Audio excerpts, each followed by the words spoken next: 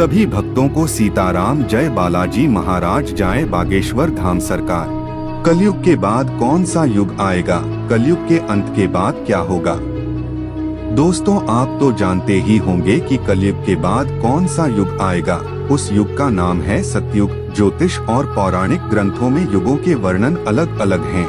ग्रंथों के अनुसार 4 युग होते हैं, जो हैं सतयुग, त्रेतायुग, द्वापर और कलयुग। कहते हैं कि कलयुग में पाप अपने चरम पर होता है। वर्तमान में यही कलिकाल यानी कलयुग चल रहा है। एक कलयुग के बाद कौन सा युग आएगा?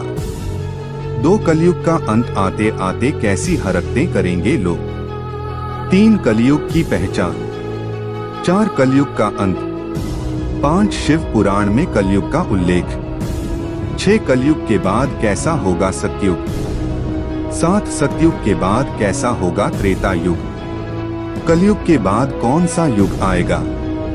कलयुग के बाद ऋषि मुनि फिर धरती पर अवतरित होंगे, लेकिन कलयुग की प्रधानता के सवाल पर शुरू से ही विचार किया जाना चाहिए। भगवत गीता का दावा है कि परिवर्तन सृष्टि का एक अंतर्निहित नियम है और वर्तमान युग सभी युगों के 22वें चक्र का प्रतिनिधित्व करता है। जिस प्रकार शरीर त्यागने के बाद आत्मा नया रूप धारण करती है और दिन के बाद रात होती है, उसी प्रकार युग भी एक निश्चित अवधि के बाद बदल जाते हैं। विष्णु पुराण वर्णन करता है कि कलयुग आएगा जब दुनिया की पाप की सीमा बढ़ जाएगी और लोग महसूस करेंगे कि अंधकार का युग शुरू हो गया है। कलयुग की शुरुआत महिलाओं के बाल कटने से होगी और युवा दिखने के लिए हर कोई अपने बालों को डाई करेगा। जब बेटे अपने पिता से लड़ने लगेंगे और गृह कलह शुरू हो जाएगी, तो कलयुग अपने चरम पर पहुंच जाएगा और ब्रह्मा और विष्णु एक हो जाएंगे। कलयुग का अंत तब होगा जब विष्णु कल्कि का रूप धारण कर दुष्टों का नाश करेंगे, जिसके बाद सतयुग, एक नया युग शुरू होगा। कलयुग का अंत आते आते कैसी हरकतें करेंगे लोग?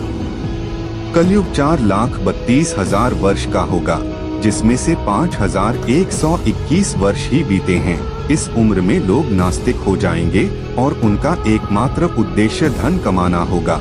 नदियां सूख जाएंगी, गाय दूध देना बंद कर देगी और पिता, पुत्री और भाइयों के संबंध समाप्त हो जाएंगे। कलयुग का अंत महान युद्धों, बाढ़ों, अकालों और बीमारियों का गवाह बनेगा, जो मानव जीवन को 12 वर्ष तक कम कर देंगे। हालांकि कलयुग की समाप्ति के बाद सतयुग शुरू होगा, जहां भौतिक सुखों के बजाय मानसिक सुखों पर ध्यान दिया जाएगा और घृणा के बजाय प्रेम पर जोर दिया जाएगा। सतयुग 17,28,000 वर्ष का होगा और मनुष्य की आयु 4,000 से 10,000 वर्ष तक होगी। भगवत गीता हमें सिखाती है कि परिवर्तन अपरिहार्य है और यह सभी युगों के परिवर्तन का 20वां चक्र है। इसका अर्थ है कि यह युग पहले भी 22 बार आ चुका है। जैसे हमारी आत्मा मृत्यु के बाद शरीर को छोड़कर दूसरा रूप धारण कर लेती है, वैसे ही एक निश्चित अवधि के बाद युग बदल जाता है। कलयुग की पहचान। विष्णु पुराण में कलयुग से जुड़ी एक कथा है, जिसमें कहा गया है कि जब संसार में पाप की सीमा बढ़ जाएगी तो कलयुग आएगा। तब लोग पहचानेंगे कि अंधकार का युग शुरू हो गया है। कलयुग की शुरुआत महिलाओं के बालों से होगी। जहां महिलाएं अपने बालों को अपना आभूषण मानती हैं, वहीं कलयुग में वे उन्हें काटने लगेंगी। पुरुष और महिलाएं युवा दिखने के लिए अपने बालों को रंगेंगे और हर कोई अपनी उम्र छिपाना चाहेगा। जब कोई पुत्र अपने पिता पर हाथ उठाता है, तो इसका अर्थ है कि कलयुग शुरू हो गया है। जब हर घर में लड़ाई शुरू हो जाएगी, तो कलयुग अपनी चरम सीमा पर पहुंच जाएगा। जब अंधकार का युग हम पर हावी होने लगेगा, तब भगवान विष्णु कल्कि का अवतार लेंगे और अंधकार के युग का अंत करेंगे। कलयुग की शुरुआत 3012 ईसा पूर्व में हुई थी, जब मेष राशि में मंगल, शुक्र, बुध, बृहस्पति, शनि शून्य अंश को पार कर चुके थे। कलयुग का अंत। ब्रह्मा पुराण के अनुसार कलयुग का अंत आ जाएगा और मनुष्य की आयु शुरू हो जाएगी, जो 12 वर्ष तक चलेगी। नदियां सूखने लगेंगी। पूजा कहने से मनुष्य धन के पीछे ही भागने लगेगा। लड़कियां असुरक्षित होंगी। पिता, पुत्री और भाई का कोई संबंध नहीं होगा। भाई अपने ही भाई के खून के प्यासे होंगे। जिनके पास पैसा है वही इस युग के अंत तक शासन करेंगे। शिव पुराण में कलयुग का उल्लेख। इस युग के अंत में भगवान विष्णु कल की रूप धारण करेंगे और दुष्टों का विनाश करेंगे और एक बार फिर उनके लिए धर्म की स्थापना करेंगे। शिव पुराण में कलयुग का उल्लेख इस प्रकार है, जब कलयुग बढ़ेगा तब लोग गलत काम करने लगेंगे, दूसरों की निंदा करने लगेंगे और अपने धर्म को हड़पने की कोशिश करने लगेंगे। युग के अंत में मनुष्य नास्तिक बन जाएगा। लोगों को धोखा देना मनुष्य का पहला काम होगा। कलयुग के बाद कैसा होगा सतयुग? कलयुग की समाप्ति के बाद जो नया युग आएगा वह सतयुग के नाम से जाना जाएगा। सतयुग 17,28,000 वर्ष का होगा और इस युग में मनुष्य की आयु 4,000 वर्ष से 10,000 वर्ष तक होगी। मनुष्य भौतिक सुखों के बजाय मानसिक सुखों पर जोर देगा और प्रेम ही एकमात्र ऐसी चीज होगी जिसमें घृणा के लिए कोई स्थान नहीं होगा।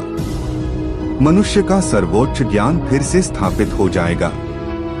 सतयुग में लोग आध्यात्मिक और नैतिक मूल्यों पर केंद्रित एक सरल और संतुष्ट जीवन व्यतीत करेंगे। लालच और भौतिकवाद के लिए कोई जगह नहीं होगी और लोग प्रकृति के साथ सद्भाव से रहेंगे। रोग और कष्ट न्यूनतम होंगे और जीवन प्रत्याशा कलयुग की तुलना में बहुत अधिक होगी। हिंदू पौराणिक कथाओं के अनुसार सतयुग के बाद त्रेता युग, द्वापर युग और फिर कलयुग होगा। यह चक्र दुनिया के अंत तक जारी रहेगा और फिर सृष्टि का एक नया चक्र शुरू होगा। सतयुग में मनुष्य उच्च नैतिक मूल्यों के साथ सादा जीवन व्यतीत करेगा और आध्यात्मिकता से गहराई से जुड़ा रहेगा। लोगों में ईश्वर को देखने की शक्ति होगी और ध्यान और आध्यात्मिक अभ्यासों के माध्यम से ईश्वर के साथ संवाद करने में सक्षम होंगे। कोई हिंसा या संघर्ष नहीं होगा और हर कोई सद्भाव और शांति से रहेगा। सतयुग के बाद कैसा होगा त्रेता युग? सतयुग के बाद त्रेता युग होगा जो 12,96,000 वर्षों तक चलेगा। इस युग में लोग भौतिकवादी गतिविधियों पर अधिक ध्यान देंगे और महत्वाकांक्षा और शक्ति की ओर उनका रुझान होगा। हालांकि उनका अभी भी आध्यात्मिकता के साथ एक मजबूत संबंध होगा और वे धार्मिकता के मार्ग पर चलेंगे। अगला युग द्वापर युग 8,64,000 वर्षों तक रहेगा। इस युग में लोगों में धन और भौतिक संपत्ति की अधिक इच्छा होगी और प्रौद्योगिकी और वैज्ञानिक प्रगति पर अधिक ध्यान दिया जाएगा। आध्यात्मिकता अभी भी मौजूद रहेगी, लेकिन यह प्राथमिक ध्यान नहीं होगा। अंत में द्वापर युग के बाद फिर से कलयुग होगा और चक्र फिर से शुरू होगा। एक युग का अंत और अगले युग की शुरुआत सृष्टि का एक प्राकृतिक चक्र है और यह हमें सिखाता है कि परिवर्तन अपरिहार्य है।